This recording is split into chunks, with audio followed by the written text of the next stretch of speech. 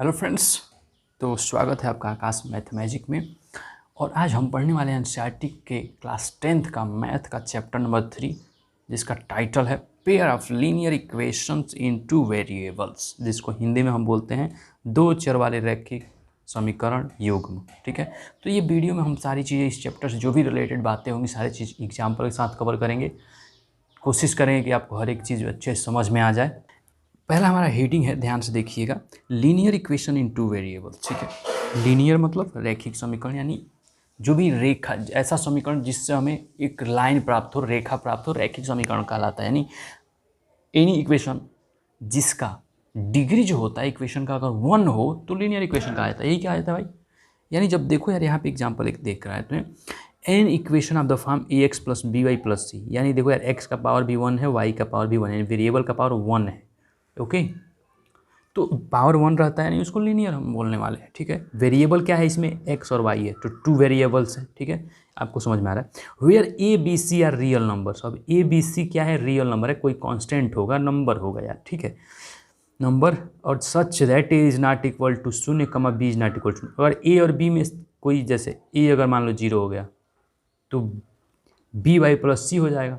अगर मान लो बी 0 हो गया तो a x plus c equal to 0 हो जाएगा। ठीक है, अगर देखो यार यहाँ पे लिखा है a not equal to 0 b not, मतलब दोनों 0 नहीं होना चाहिए। क्यों नहीं होना चाहिए, देखो यार, अगर एक ए 0 हो जाएगा तो उड़ जाएगा ये। अब दोनों एक साथ अगर 0 हो जाए तो खाली सी बचा, तो फिर इक्वेशन बनेगा कहाँ। ठीक है, इसलिए ये कंडीशन लिखा गया कि 0 नहीं होना चाहिए ए और बी। ठीक है, ठीक है जी। Is called linear equation in two variables x and y. समझ रहे हैं बात को, यानी दो वेरिएबल अगर हमें चाहिए तो ये दोनों इक्वेशन होना, मतलब a is not equal to 0 b is not equal to, necessary है।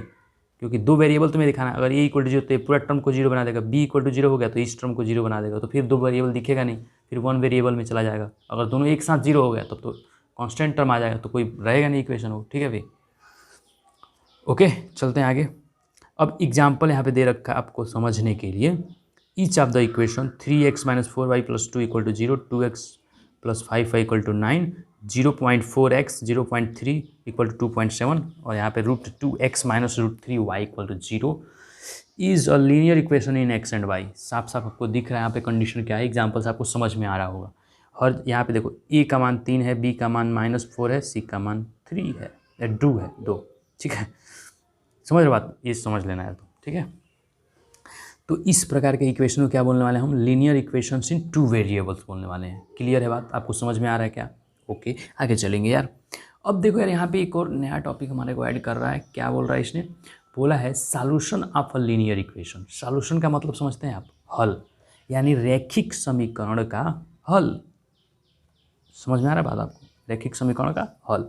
अब यहाँ पे दिया है वी सी दैट, हम कह सकते हैं, हम कहते हैं कि ओके, कि x equal to alpha y equal to beta. अगर हम मान लें कि x इक्वल टू अल्फा है, y इक्वल टू बीटा है, is a solution of this equation. इस इक्वेशन का सॉल्यूशन अगर अल्फा और बीटा x और y का मान रखने पे है तो क्या बोलेगा वो।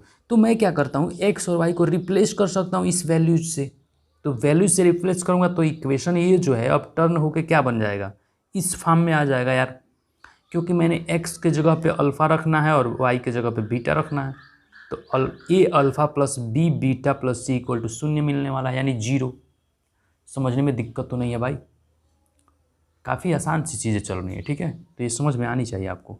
अब एक एग्जांपल भी दे रखा है, इसको देख लेते हैं, वैसे समझ लेते हैं क्या बोल रहा है इसने। So that 3x equal to and y equal to 2 is the solution of 5x minus 3y equal to 9। अब इसका ये सॉल्यूशन है, आप ये दिखाइए। तो सॉल्यूशन का मतलब क्या होता है कि इस इक्वेशन को क्या, ये वैल्यू सेटिस्फाई करना चाहिए, यानी संतुष्ट करना चाहिए।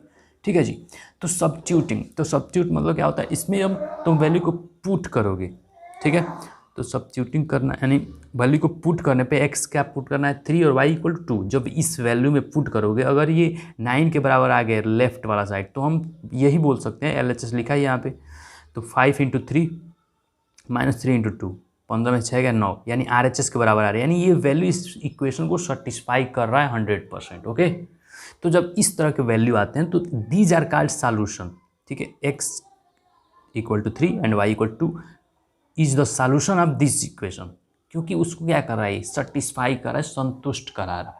तो जब भी सेटिस्फेक्शन का क्वेश्चन आ जाएगा मतलब यहाँ पे बनेगा जो भी एक्ट, ओके, तो उसमें हम उस प्रोसेस में क्या बोलेंगे कि वो जो वैल्यू है एक्स और वाई का क्या है, तो एक्स वाई का वैल्यू क्या है वहाँ पे, उसका सॉल्यूशन है। ठीक है, इस तरह के क्वेश्चन आएंगे बहुत सारे, आगे चलेंगे तो हम डील कर लेंगे यार, कोई दिक्कत बड़ा इशू नहीं है। ठीक है, मुझे लगता है समझ में आपको आया होगा। ठीक है, ओके, चलते हैं आगे। नेक्स्ट हमारा टॉपिक है इसी में, इसको ध्यान से देखिएगा भैया। नेक्स्ट टॉपिक हमारा चलने वाला है, हाँ, तो नेक्स्ट टॉपिक हमारा है simultaneous linear equation in two variable.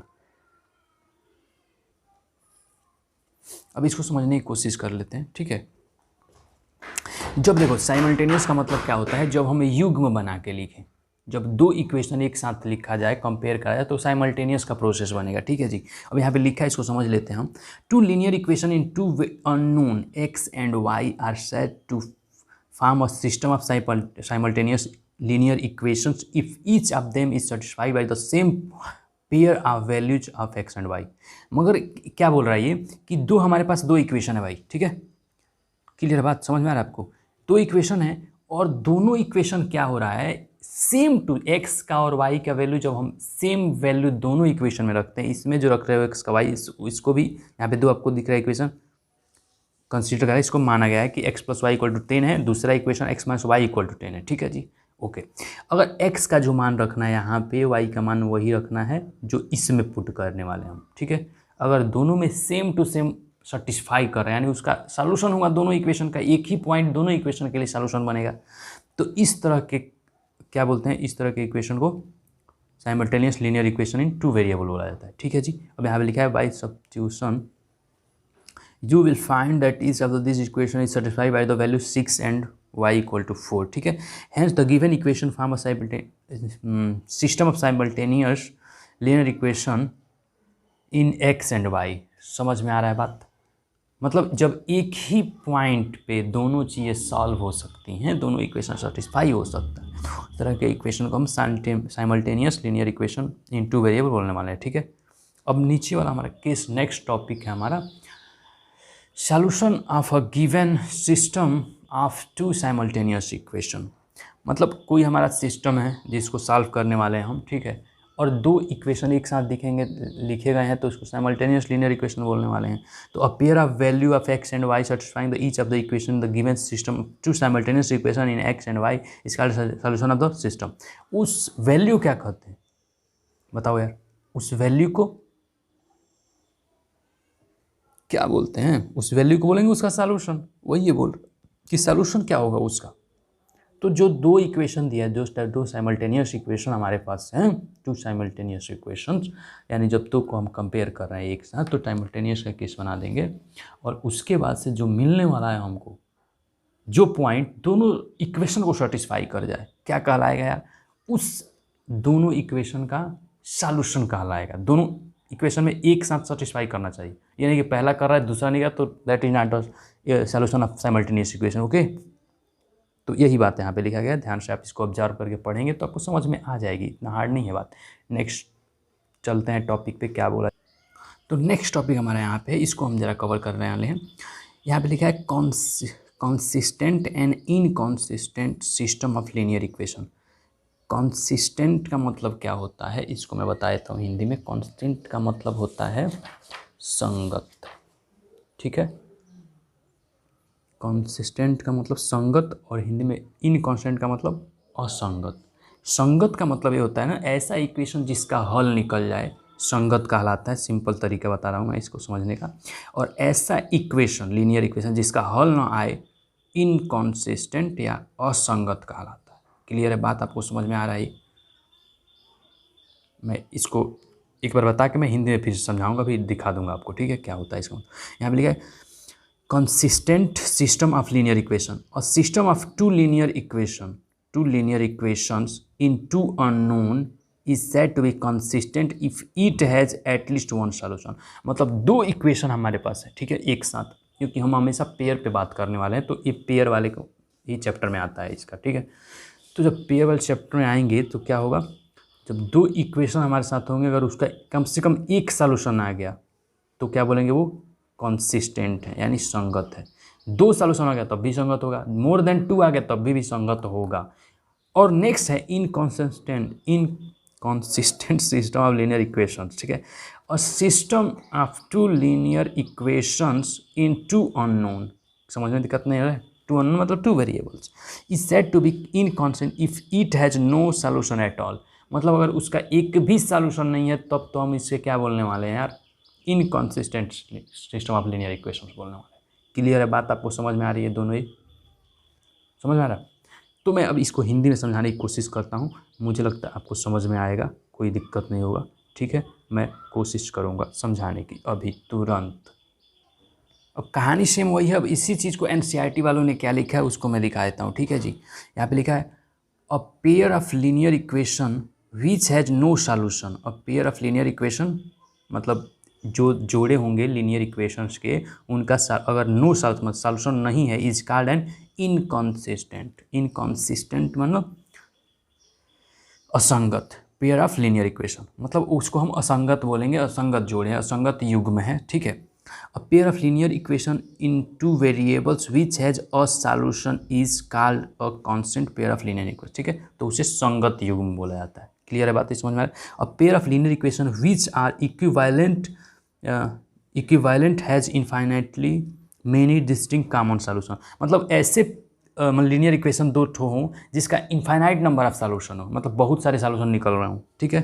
Common solution मतलब एक ही वैल्यू जो दोनों इक्वेशन को सेटिस्फाई करे और बहुत सारे सॉल्यूशन हो, तो उसका such a pair of called a dependent pair of linear equation in 2 variable. Dependent होता है मतलब एक में वैल्यू जो डाल रहे हो वही दूसरा में भी जाएगा, यानी दोनों एक दूसरे के डिपेंडेंट होते हैं। अभी इसका केस कवर करेंगे, ठीक है, क्या होता है उसका मतलब डिपेंडेंट का, और ये मेनी सॉल्यूशन कैसे निकलते हैं उसका भी केस कवर करें। Note the dependent pair of linear equation is always consistent. मतलब क्या है कि जिसका कम से कम एक सॉल्यूशन हो, 2 भी मिल सकता है, more than 2 infinite number of solution मिले, जिसका सॉल्यूशन मिलेगा उसे हम कंसिस्टेंट बोलने वाले यानी मतलब संगत बोलने वाले हैं, कंसिस्टेंट। और जिसका सॉल्यूशन नहीं मिलेगा उसे हम असंगत बोल रहे हैं। अब इसी का केस डिस्कस करेंगे, कौन सा केस जो है 2 लाइनों का संगत होता है, कौन सा असंगत होता है, कौन सा कंसिस्टेंट होता है, कौन सा इनकॉन्सिस्टेंट, ठीक है। समझ में आ रहा है। तो चलते हैं, अभी फिगर दिखाएंगे, आपको समझ में आएगा सारी चीज़ें, ठीक है। तो घबराने की बात नहीं है इसमें। डिपेंडेंट मतलब आश्रित जो होता है ना, डिपेंडेंट मतलब डिपेंड होना है दूसरे पे, ठीक है। अब देखो ध्यान से, यहाँ पे एक क्वेश्चन दिया है, तुम्हें यहाँ से क्लियरिटी आएगी, समझ में क्लियर समझ में आएगा। Consider system of linear equation. यहाँ पे इक्वेशन दे रहा है x + y = 3, 2x + 2y = 7। क्या यह पॉसिबल है? सोच के बताओ यार। देखो यार, यहाँ पे 2 कॉमन लोगे तुम, 2 कॉमन लोगे तो इधर होगा x + y, x + y दुगुना 2 का, x + y का दुगुना 6 होगा, मगर 7 हो सकता है क्या? नहीं हो सकता, क्योंकि इसका सॉल्यूशन ही नहीं मिलेगा हमें यार, समझ रहे हो। अगर x + y = 3 है तो 2x + 2y यानी 2 कॉमन लोगे तो इधर होगा x + y, तो 2 × 3 यानी 6 मिलेगा ना, 7 तो हो ही नहीं सकता भाई। तो ये इम्पॉसिबल केस है। तो इम्पॉसिबल केस क्या होता है? इनकॉन्सिस्टेंट होता है, जिसके सॉल्यूशन ना निकले इनकॉन्सिस्टेंट कहलाता है, ठीक है। यहाँ पे लिखा हुआ है we cannot find the value of x and y which may satisfy both the given equation simultaneously। ऐसा कोई वैल्यू नहीं है जो दोनों इक्वेशन को एक साथ सेटिस्फाई कर जाए, there is no value, okay. Hence the given system is inconsistent. तो समझ में आ गया होगा मुझे लगता है। अब डिस्कस करने वाले हैं कि किस तरह के केस मिलने वाले हैं जो हमें ये बोलेंगे कि इसका सॉल्यूशन आएगा, इसका इनफाइनाइट नंबर सॉल्यूशन, इसका एक सॉल्यूशन आएगा, देखते हैं, ठीक है। तो चलेंगे केस नंबर 1 पे, यहाँ पे चलते हैं। Solving simultaneous linear equations graphical method जो होता है, ग्राफिकल मतलब ग्राफ बना के हम देख सकते हैं क्या होगा, ठीक है। अब जैसे यहाँ माना है let the given system of linear equation be a1x + b1y + c1 = 0, यानी पहला इक्वेशन हमें इस रूप में माना गया है, दूसरा इक्वेशन इस रूप में मान रहा है, ठीक है। On the same graph paper with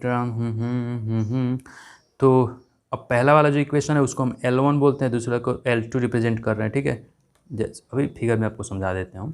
clear, ये बात समझ में आ गई होगी। देखो यार, अब केस 1, अब जहाँ 2 लाइनें होंगी तो वहाँ किस किस तरह का केस बनेगा। जैसे यहाँ पे लिखा है when the lines L1 and L2 intersect at each point, eight a point, okay sorry. अब देखो यार, अब हमारे पास जब दो लाइनें होती हैं तो उसके केस बनते हैं कई सारे। ये क्लियर है बात? या तो दो लाइनें क्या करेंगी, एक दूसरे को काट के चली जाएंगी, ठीक है, या एक दूसरे के ऊपर से गुजर जाएंगी। जैसे मैं एग्जांपल पे तुम्हें दिखा देता हूँ ये बात। एनसीईआरटी के बुक से मैं ये फिगर को यूज, समझ में आ रहा बात आपको? तो देखो यार, अब देखो यार, टू लाइनें ड्रा हैं, या तो ये एक दूसरे को काट देंगी, या तो एक दूसरे के ये पैरेलल चली जाएंगी, मतलब कभी ना काटने वाली लाइनें, या तो एक दूसरे के ऊपर से गुजरती हुई जाएंगी। तीन पॉसिबिलिटीज बनती हैं यार।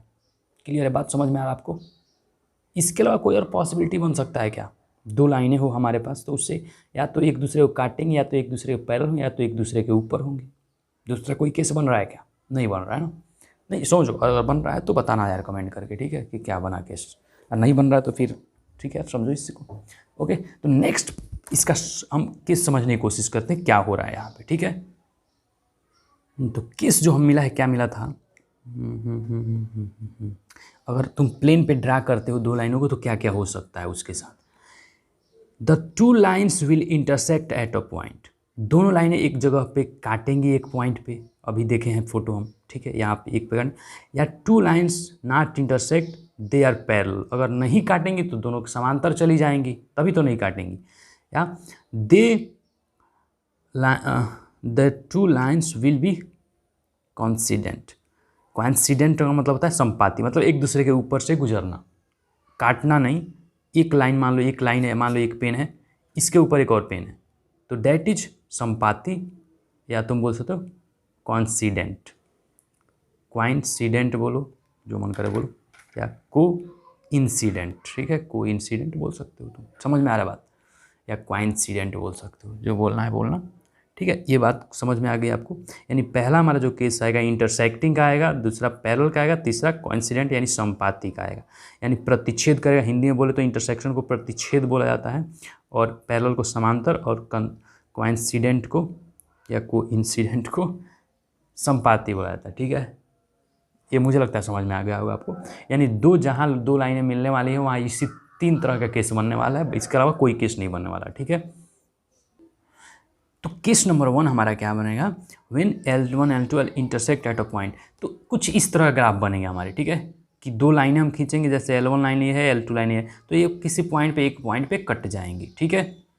तो यहाँ पे क्या लिखा है, इसको ध्यान से, is a unique solution of the given system of equation. अब देखो यार, ये दो लाइनें जो हैं एक पॉइंट पे दूसरे को काट रही हैं, तो इन दोनों लाइनों के लिए केवल एक सॉल्यूशन मिलेगा, क्योंकि यही एक पॉइंट होगा जो इस लाइन पे भी होगा और इस लाइन पे भी होगा। ये जो यहाँ पे लिखा गया ना, पी अल्फा कमा बीटा, जैसे लिखा गया यहाँ पे, let a graph line L1 and L2 intersect at a point p alpha comma beta as shown in the adjoining figure. इस फिगर में आपको दिखाया गया है, यानी पी पॉइंट पे L1 और L2 लाइन मिल रहे हैं या कट रहे हैं, ठीक है। तो alpha x equal to alpha y equal to beta is the unique solution. Unique solution मतलब एक ही सॉल्यूशन, ठीक है, यूनिक मतलब एक, ओके, समझ रहे बात को? तो यानी जब दो लाइनें हुई एक दूसरे को एक पॉइंट पे काट दे तो हमें एक सॉल्यूशन मिलेगा, यूनिक सॉल्यूशन मिलेगा, ये बात बोला जा रहा है। पहला केस ये बन रहा है। केस नंबर सेकंड बोल रहा है, देखो यार, केस नंबर सेकंड क्या बोल रहा है, when the line L1 and L2 coincident. Coincident का मतलब क्या है, जो L1 लाइन है उसी के ऊपर से L2 भी गुजर रहा है यार। क्लियर बात समझ में आ रहा है? यानी L1 जो लाइन पहले से था उसी पे L2 भी आ गया, तो दोनों लाइनें एक दूसरे को क्या करेंगी, एक दूसरे को ढकेंगी, यही होगा ना। तो इस तरह के केस को क्या बोलते हैं हम, कोइंसिडेंट बोलते हैं, कोइंसिडेंट बोलते हैं, जो तुम बोलना चाहो बोलो। When the two graph lines L1 and L2 coincide the given system of equation has infinitely many solution. अब देखो यार, अब ये दोनों लाइनों की बात करोगे तो ये यहाँ पे भी काट रहा है, यहाँ पे भी काट रहा है, यानी there are lot of point where this two line are intersecting each other. समझ में आ रहा है बात ना? यानी इन्फाइनाइट नंबर ऑफ पॉइंट, जहाँ पे ये पॉइंट लिखोगे तो ये दोनों के लिए सेटिस्फाई कराएगा, इस पे भी लिखोगे दोनों के लिए सेटिस्फाई, L1 L2 दोनों के लिए। तो इस तरह से तो हम यहाँ पे लाखों सॉल्यूशन निकाल पाएंगे यार, बहुत सारे सॉल्यूशन निकाल सकते हैं। तो this are called infinitely many solution, ठीक है। यानी इस केस में क्या आएगा, जब एक लाइन दूसरे के ऊपर चलाए तो मेनी सॉल्यूशन वाला केस आ जाएगा। क्लियर है बात? ओके। और थर्ड नंबर केस क्या बनता है हमारा, तो केस नंबर 3 क्या बनने वाला है, when the line L1 and L2 are parallel, जब दोनों लाइनें पैरेलल हो यार, समांतर, ये L1 L2 है, ये L1 है, ठीक है। In this case there is no common solution, अब कहीं पे ये दोनों एक दूसरे को काट रहे हैं क्या, लाइन नहीं काट रहे हैं, तो कॉमन सॉल्यूशन मिलेगा कहीं पे भी आई, नहीं मिलेगा। इन this case the given system is inconsistent. Inconsistent का मतलब क्या होता है, इनकॉन्सिस्टेंट का मतलब नो सॉल्यूशन, ठीक है, असंगत बोलते हैं एक्चुअली इसे, ठीक है। समझ पा रहे हैं, मतलब समझ पा रहे हैं बात को ये, मतलब इस केस में एक भी सॉल्यूशन मिलेगा, नो सॉल्यूशन, मतलब पैरेलल वाले केस में सॉल्यूशन नहीं मिलता है, इंटरसेक्टिंग में मिलेगा, को इंसिडेंट जब लाइन करेगा तब मिलेगा, पैरेलल में नहीं मिलेगा, ठीक है। तो इसको ये वाला जो केस है इनकॉन्सिस्टेंट होता है, बाकी दो केस होता है कॉन्सिस्टेंट होते हैं, ठीक है जी। अब यहाँ पे समरी लिखा है, इसको एक बार पढ़ लेते हैं, उसके बाद हम नेक्स्ट वीडियो में इसका ग्राफ से क्वेश्चन को रिलेट करना चालू करेंगे, ठीक है जी। A system of the two linear equation in x and y has a unique solution if the graph line intersect at a point. इसको ध्यान से याद रखना है पॉइंट को। अगर यूनिक सॉल्यूशन कब आएगा, जब ग्राफ एक दूसरे को इंटरसेक्ट करेगा, मतलब काटता हुआ जाएगा, अभी पढ़े हैं भाई तुरंत। Infinitely many solution if the graph lines को इनसाइड मतलब जब एक दूसरे को ढकें, वो लाइनें एक दूसरे के ऊपर हो, तब उस केस में इन्फाइनाइटली मेनी सॉल्यूशन मिलने वाले हैं, अभी बता चुका हूँ मैं। No solution if the graph lines are parallel, मतलब जब लाइनें पैरेलल होती हैं, समांतर होती हैं, तो हमें कोई सॉल्यूशन नहीं मिलता है। क्लियर है बात। तो ये इंट्रोडक्शन पार्ट था। अब हम ग्राफ से समझने चालू करेंगे इन सारी चीज़ों को, क्वेश्चन लिखेंगे, ग्राफ बनाएंगे, उसके बाद धीरे धीरे सॉल्यूशन उसका निकालना सीखेंगे, कैसे सॉल्यूशन आता है, ग्राफ से हम कैसे बोल सकते हैं कि क्या है इसका सॉल्यूशन, किस पॉइंट पे कटेगा, तो सारी चीज़ें ग्राफ बोल देगा हमें, ठीक है। ओके, मुझे लगता है आपको समझ में आ गया होगा। तो नेक्स्ट वीडियो में मिलते हैं कुछ एग्जाम्पल के साथ। तब तक के लिए धन्यवाद। देखते रहिए आकाश मैथमेटिक, और वीडियो अच्छा लगा हो तो लाइक करें, सब्सक्राइब अपने दोस्तों के साथ शेयर भी करें, और have a good time. Thank you.